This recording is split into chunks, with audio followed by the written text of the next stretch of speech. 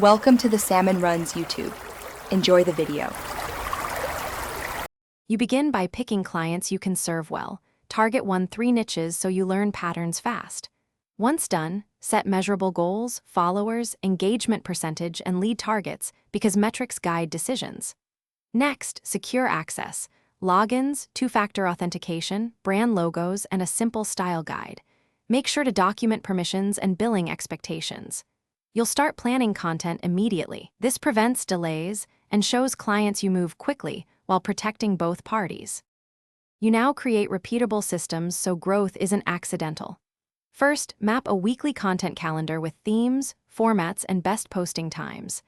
Then design templates for captions, hashtag sets, calls to action, and batch visuals.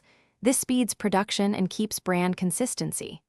Once templates exist, automate scheduling and analytics collection using a tool that frees time for optimization. Make sure to review performance weekly and pivot content based on what actually moves engagement and leads, not what you assume. You finish by optimizing and creating growth paths. Run a /B tests on post formats and captions.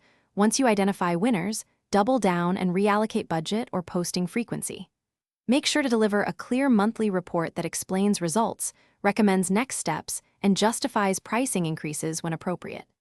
If growth is steady, scale by standardizing onboarding, documenting SOPs, and outsourcing repetitive tasks to contractors. If things go wrong, check analytics ingestion first.